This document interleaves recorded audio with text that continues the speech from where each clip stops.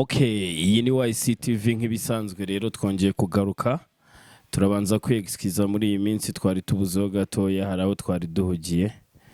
So uyu munsi rero tugiye kwanaliza nk'ibisanzwe dukunda kwanaliza kuri politike, kuri siporo no kuri entertainment muri rusange.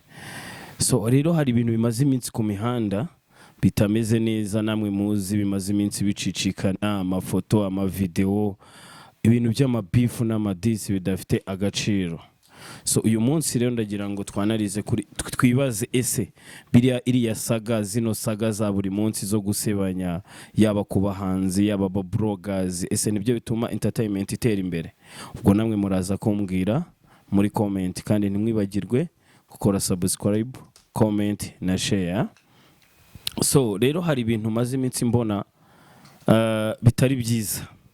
Hari ibintu by'amabifu, by'amavideo, murabizi hari n'abahunze igihugu, ubwo ndavuga ya Gopondat, hari na n'uyu Jackie, uyu mu YouTuber bita Jackie, hakaza na Jihad, hakaza n'andi mabifu yo mu bahanzi. Nabonye byarazuye ibintu byinshi cyane.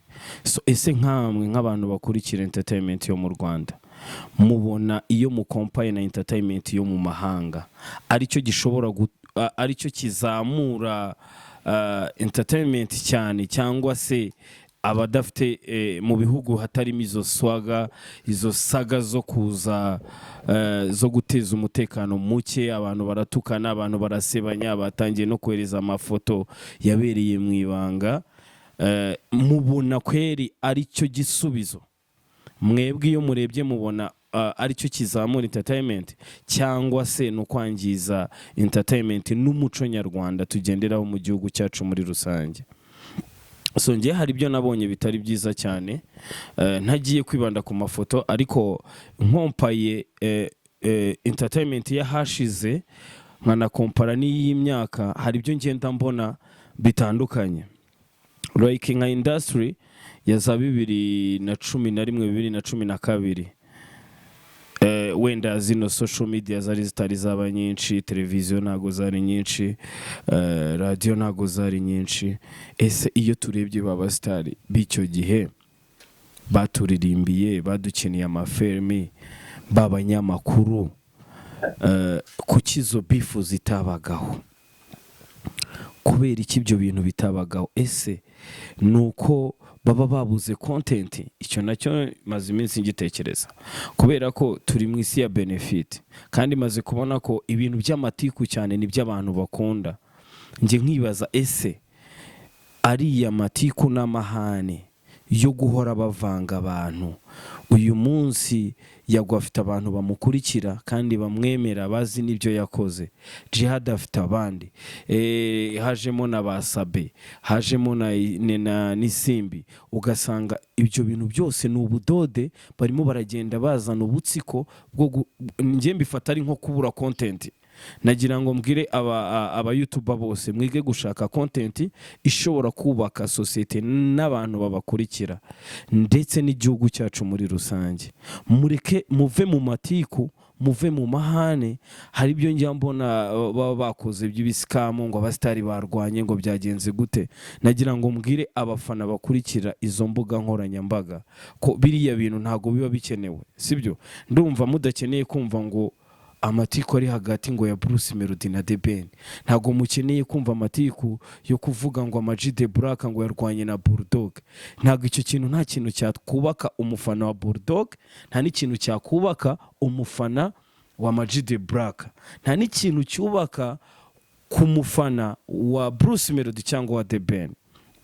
Twebwe dufana abastari bacu kubera ko hari byiza tubabonamo, hari message baduha. Aho naho ndaza kuza kubijyanye n'imiririmbire, sibyo bya bishego. Ngira ngo ibishego birimo biragenda bicika, ariko wenda hari uburyo babizimiza. So rero nagira ngo mwibaze, muraza gusubiza muri comment, ese iyo murebye mubona aricyo kintu kizamura amatiku, niyo azamura ikibuga cyacu cya entertainment? Ndashaka kubwira abantu bamwe na bamwe, yes, kera wenda habagaho giti, umunyamakuru wajya kumwaka serivisi akakubwira nkeneye iki nawe ukamenya ko nta modoka igenda idafite esanse, ako kantu kaba wakamutera, iryo cupa ukarishaka ukamukarisangira. Ariko kugeza ubu noneho urasanga barimo barahatanira babafana babandi bakoresha ibiganiro, no kuvuga abantu bamwe na bamwe babaye victime baba YouTuber, sibyo? Niba utumiye umuntu Yago, niba atumiye umuntu ntago ashaka ngo ajye kwa Emirene, ese ubwo ko niba wa muntu uvuye kwa Emirene, wenda tubare Dani nanone ari gupromotinga album yiwe, ambabarire kumutangaho urugero. So niba Dani nanone ari gupromotinga album yiwe, numva ko aho byaba byiza yava kwa Yago akajya kwa Emirene, akava akajya ku Isimbi, akajya kwa Chita Magic, akajya kwa Exiraj, kugira ngo ya popularite y'abantu ba followinga izo mbuga nkoranyambaga bashobore kugira gute, bashobore kumubona, kugira ngo azamure popularite ya cya kintu cyari gupromotinga. None bigezaho umuntu umwe ashaka kugira abo yiharira, umwe aba afite abasitari akoresha, n'undi aba afite abasitari akoresha, ndetse akanabagura nk'uko tubyumva kuri iyi mihanda, sibyo? Ikindi kintu wenda ndwanya, ntabwo dukwiriye kwiyandarika, nta nubwo dukwiriye guta umuco, sibyo? Hari abantu bamwe na bamwe njya numva bavuga ibigambo bipfuye byo gutukana, gukoresha amagambo y'igishumba, niko mu Kinyarwanda bajya bavuga burya, ariko n'umushumba ntago ari umuntu mubi, ariko wenda umenye impamvu babiciyemo umugani, baravugaga amagambo mabi.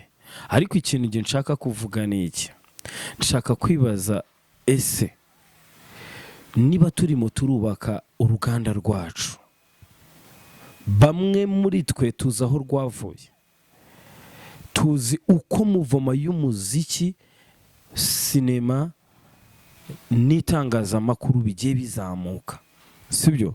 Twatangiriye kuri radiyo imwe, radiyo zigenda ziyongera, televiziyo ari imwe, televiziyo zigenda ziyongera, tugirirwa amahirwe n'imbuga nkoranyambaga turazikoresha. Ariko abantu bamwe barimo gufata imbuga nkoranyambaga bakazikoresha mu buryo butarimo discipline, uburyo bw'amatiku, uburyo bw'isebanya, uburyo bw'amahane, n'ibintu bidahesha Imana icyubahiro. Ntago bikwiriye muri sosiyete nyarwanda ndetse no mu bindi mico.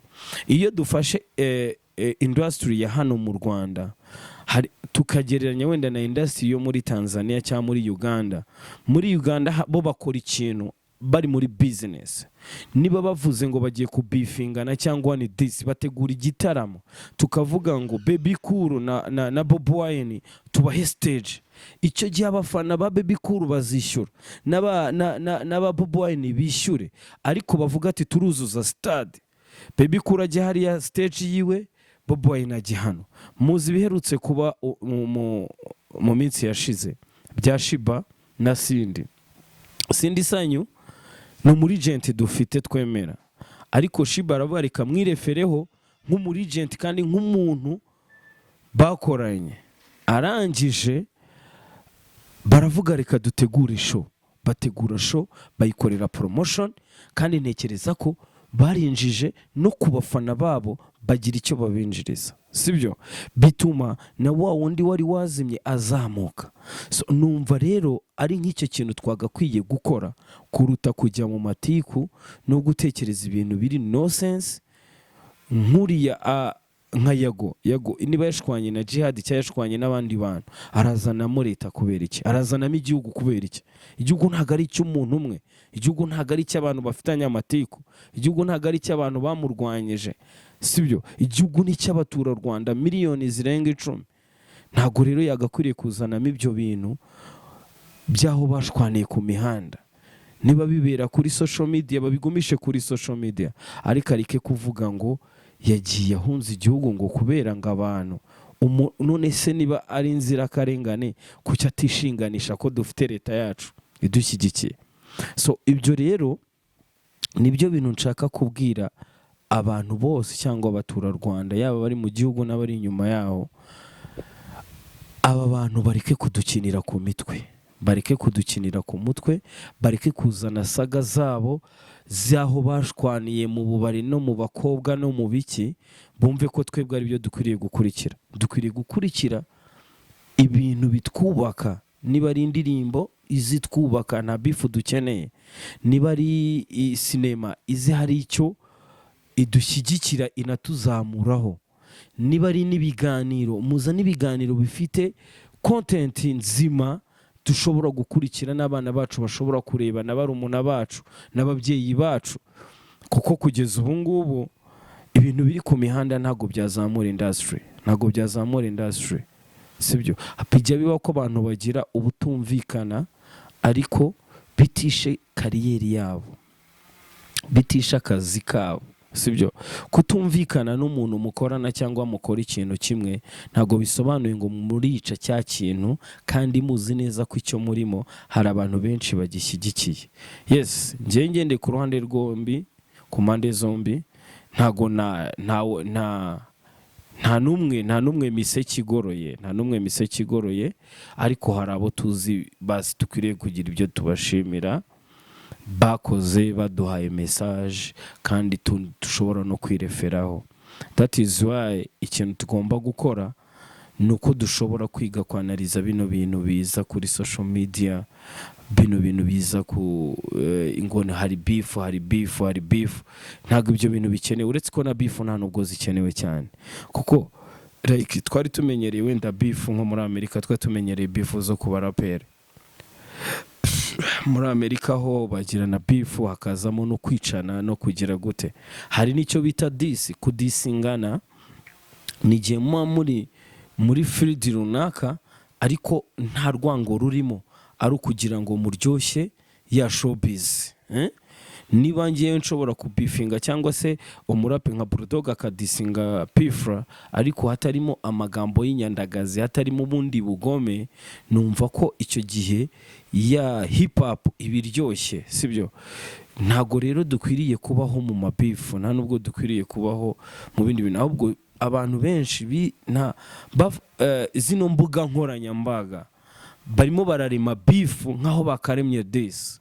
Niba disingana bizaba byiza, tuzajya tubibona ko ari like battle. Habeho battle niba ari abo banyamakuru, niba ari abo ba bloggers, niba ari yes, habeho ibintu byiza, tubone ko ari battle, bari muri competition, bari umwe afite icyo ashoboye n'undi afite icyo ashoboye, ariko ntago content zizava mu matiku. Nese nitwumva ayo matiku yanyu n'iryo sebanya ryanyu, mutekereza ko abanyarwanda bishimiye kuzahora bumva iryo sebanya? Dukeneye ibintu bituruhura mu mutwe. Dukeneye ko niba umuntu avuye ku kazi agafungura YouTube, aza kumva ibintu bimuruhura mu mutwe, aza kumva ibintu yarakeneye kumva. Niba ari uguseka seke, niba ari akeneye kugira message yumva ayumve. Nagira ngo mbaho urugero nko ku bantu batatu mu gihugu. Dashime ntago avuga ibintu byubaka, ntago abantu bamukurikira ari ibihumbi n'ibihumbagiza. Uyu mwana aba Yvette Sandrine ntago abari mu rukundo abahumuriza imitima. Uyu mukobwa uvuga inama y'umunsi, Kurudete, ntago akurikirwa n'abantu benshi, ariko se kuki mwazana ibintu by'amabifu bidafatika, ibintu bidahari, ibintu tudakeneye kumva? Hari ibintu amatwi y'abanyarwanda akeneye kumva. Akeneye kumva ibintu birimo message, akeneye kumva ibintu bihumuriza imitima yabo, akeneye kubona ibintu bizima. Nk'umuntu ufite ubwenge buzima ashobora gufata nk'iriya video, ese ushobora kwimagine abaye ari wowe bakagushyira hanze. Yes, urabizi neza ko ari ibintu by'ubugoryi. Ese ubugoryi bwa nyir'ubwite basi y'ubumwoherereza ukanasiba, ahubwo ukareka kubishyira ku mbuga nkoranyambaga ahantu ufite abantu benshi bagukurikirana. So ntago mbibona ko ari ibintu biri fair, ntago mbibona ko ari ibintu bifite agaciro. Mbona ko ari ibintu dukwiriye gukora, ibintu dukwiriye gukora ari ibintu bitwubaka. Burase niba nkuri yafite umwana cyangwa azagira umwana akazakura abona ese yariyandagaje ku mbuga nkoranyambaga, uretse ko nawe nabonaga ameze nk'abe feeling ari proud yabyo. Shit, uriya n'umwanda, sibyo? abantu twige gutekereza ibintu bizima, abantu twige gutekereza ibintu biduha agaciro, abantu twige gutekereza ibintu bitwubaka, abantu twige gutekereza ibitwubakira sosiyete ndetse bihesha n'agaciro umuryango duturukamo. Wowe ntabwo uri wenyine. Niba uri Bulldog, ufite Bulldog afite aho yakomotse, Bertrand afite aho yakomotse kwa kanaka, kanaka akomoka kwa kanaka, kanaka afite umugore n'abana n'undi. So ntabwo bikwiriye ko hari uko wowe ntabwo wihagije, hari abazagukomokaho, hari n'abo wakomotseho. Ukwiriye kwihesha agaciro bitewe n'aho ukomoka n'abazagukomokaho. So ntizimbye mu magambo rero, hari icyo dukwiriye gukora, hari icyo na leta yacu ikwiriye gukora, nubwo nta kidakora, ariko abantu bakeneye inama nyinshi, abantu banywa ibiyobyabwenge byinshi, bataye ubwenge, bakeneye kuganirizwa, bakeneye ko babaganiriza, umuntu akabaturisha ubwonko n'umutima. Ariko bino bintu nibikomeza gutya dufite ikibazo. Sinzi niba wenda leta yacu ishobora kuza guhagurukira abo bantu wenda bafite izo platform runaka, bakontorore barebe ese ibintu bicaho bishobora hari icyo bifasha igihugu, hari icyo bifasha abaturarwanda, hari icyo bisapotinga kuba wa muntu utari mu gihugu wari wifuzaga kuzaza kuinvestinga mu Rwanda, hari icyo bimufasha, hari ikintu kiri amazing gituma kimukurura ku buryo yazaza, hari icyo bifasha kubwira wa muturarwanda uri hanze ashobore kuba yaza nawe agashora ibikorwa mu Rwanda niba yaragiye gukora.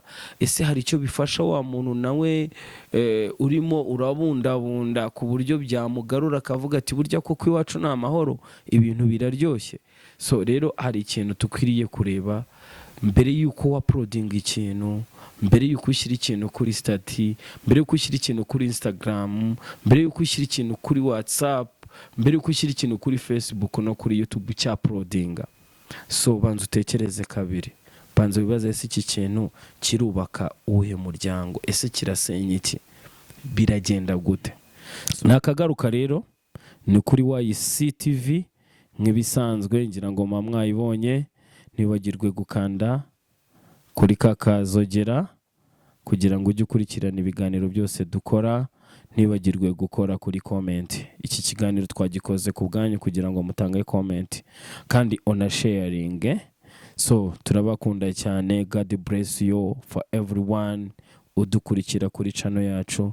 Imana ikomeze mu mugisha kandi zamura intambwe ziwe mu byakora byose. Ciao ciao.